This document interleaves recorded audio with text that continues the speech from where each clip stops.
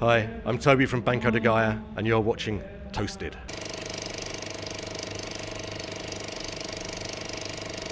How did you guys actually team up? Because I think that's a fantastic combination. It's a weird one. We had a show at the garage in London, and we were scratching our heads. Okay, who shall we have as a support act?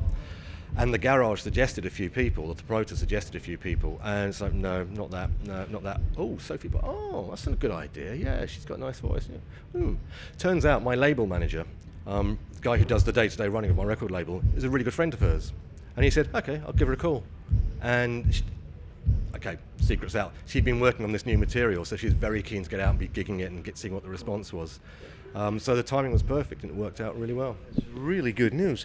Hey, your new album, The Ninth of Nine Hearts, will be out in October. Single, Le Foucault, is already out. What I loved is that you wrote on your website, the new single is available on Bandcamp and the usual text dodgers.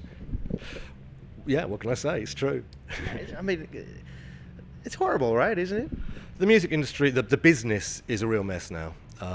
Digital has been great in some ways, but for retail, for actually selling music or for getting paid for music, it's made a real mess of it. But it's empowered us to take things back into our own hands. So a platform like Bandcamp is fantastic for artists because if you've got the willpower and the skills to run it yourself, you're keeping 90% of the income. If you're going through a traditional record label, I mean, some of the old deals were, 12%, 10%. So there's a massive difference in how much you keep. But the big trick is knowing how to market it. And that's always been the problem, is how do you get people to hear the music? How do you get to tell them about it? How do you get them excited about it? I'm lucky I'm starting from an existing fan base. I think if I was a new artist starting out now, it'd be very hard to get off the ground. Yeah, I mean, of course, it was very hard for you as well. And you started off and you proved it through playing and making music and music and music. You built your own fan base and you didn't need a big record company to support you. They really didn't help you at all, actually. Well, I wouldn't say that, because the first two albums we were licensed to A&M Records in Polygram and Polydor and various different territories, and they had a massive budget we didn't have. So if we'd been releasing our own stuff then, we could have done okay, but we couldn't have come to Serbia, we couldn't have gone to Japan, we couldn't have toured America. They put the money up front to do all those things. I had to pay it back, but they fronted it. So they got me a lot of exposure, which I couldn't have afforded to get myself. So in that sense, they were useful. That's really all they're useful for. And record companies should really be seen as banks. Well, so probably they're banks, but also marketing-wise, they're important, and maybe they have access to media, which is probably something that's their surplus. So it's not even about discovering talent, right? Yeah, I mean and in a way, it's getting harder and harder because the major labels and the big PR companies just lock everyone else out. They more or less, I won't name names, but they more or less say to people, okay, you will cover our acts. We don't want you playing stuff from anybody else. And they're all trying to do the same thing, so they have to come to a compromise. We're very lucky. We have our own publicist, who's an independent PR, who's really good. He's a really nice guy, and unlike a lot of independent publicists, he really delivers. He doesn't say he can do things he can't, but he has very good contacts. He gets the stuff in front of people who need to hear it. And we are, for a small independent, we're getting very good results. And it's largely down to him. Really cool. Hey, you guys are a three-piece now. I always have like a fond heart for three pieces. I think many of my favorite bands were three pieces. Well, yeah, when I was 14, it's a three-piece band, right? I've just shifted instrument. Well, now you said it. I mean, I once did a couple of interviews with the Foo Fighters, and the drummer said, it's the worst thing to do, being a drummer in a band with another guy who is also a drummer, maybe even better than you are. I'm not a drummer anymore, so everyone's better than me. Hey, there's another thing I loved on your website, talking about the album, and of course I was trying to find out some more information behind it. It's out in October, so nothing leaked yet, which is a shame. In many ways, it's a celebration of the heart. It's been inspired by love, and people plays an experience I've loved. So that means prior to the album, you did a lot of traveling, or? I've done a lot of traveling over the years, not necessarily recently, but actually in January we were in Egypt for the first time in a good few years. I've been to Egypt quite a few times. I love the place. Hadn't been back there for 15 years or something. Finally went back there in January, which is great because that meant I could get some new recordings and get some fresh ideas. So that really helped with the album. But over the years, I've travelled to all sorts of places. Even here, I've been. I was out last night wandering around the old town. I had a little recorder out. So, oh wow! Came across a guy playing violin, or just people singing. There's all sorts of stuff going on, or interesting soundscapes, the waves, the birds, whatever. So I just over the years built up a huge collection of odd bits and pieces, which either can make good elements within a tune, or can be really good for triggering ideas. So yeah, travelling has always been a very important part of what I do. It's I wouldn't say that my music is inspired by particular places, but the overall experience, the blend of different places and different people, tends to get mashed together and come out in the music. So being a traveler and being an open-minded person, the whole Brexit thing must be a massive slap in the face for you. What can you say? We have entered an insane era. And almost every day it gets more and more ridiculous. Some of the new government appointments that have happened since then, we were just like, huh? Him? Doing that?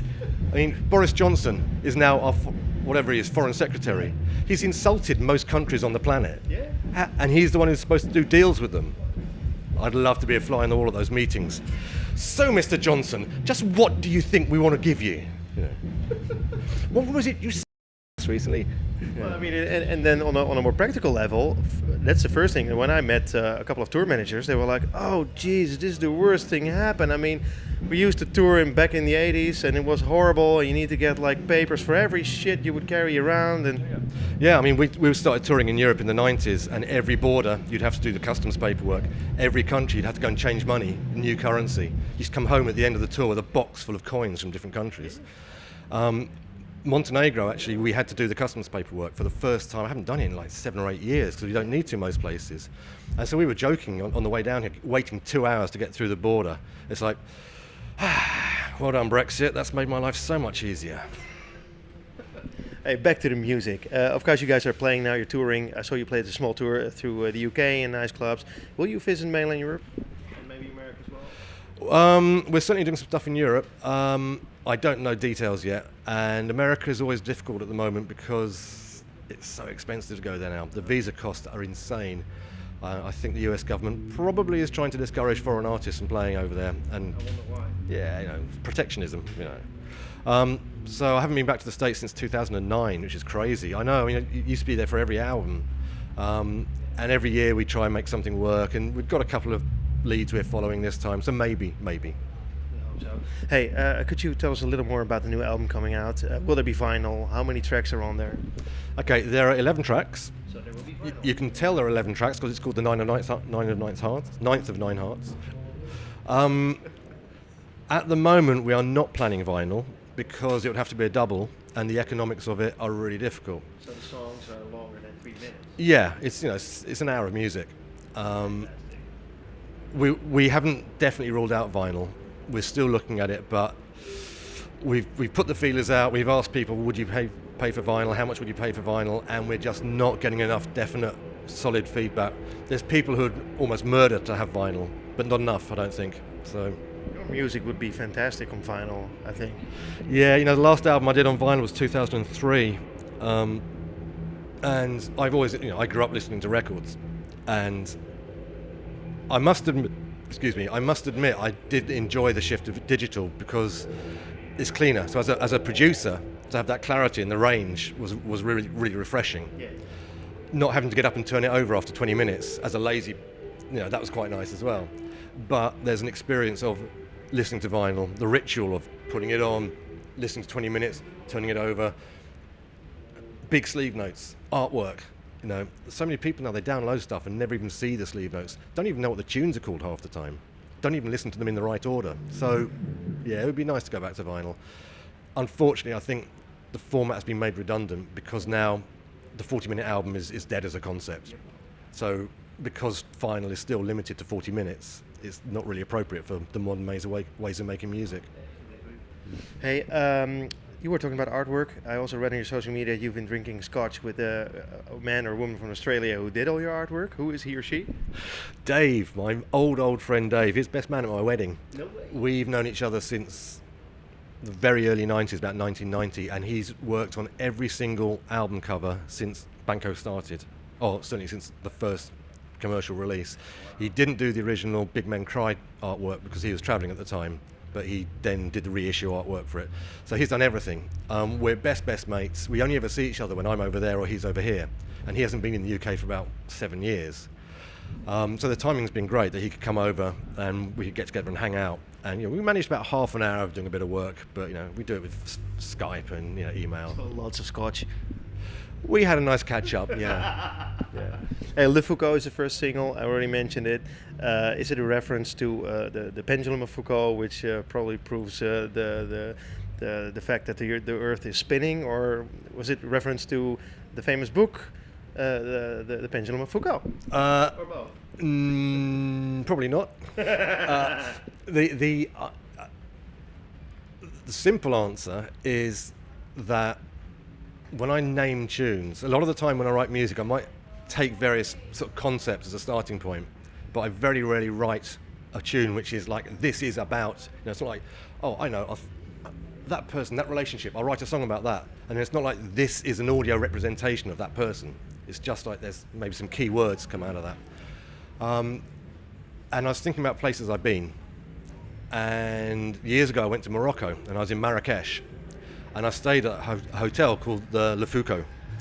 And I've forgotten his first name, but Signor de Foucault was a Jesuit ministry in Algeria in the turn of the late 19th and early 20th century. He became a bit of a hero with the local tribespeople. He's very devout. I'm not a devout Christian myself, but I respect people who have strong spiritual beliefs, not just day-to-day religion. But, and I just thought, well, what a great name. And it's very ambiguous, but it gave me a sort of a latch onto that period in Morocco as a starting point. But it could also be Foucault's pendulum, except it's spelt differently. I think actually personally that it's nice to know the story behind it because it gives so much color to the music.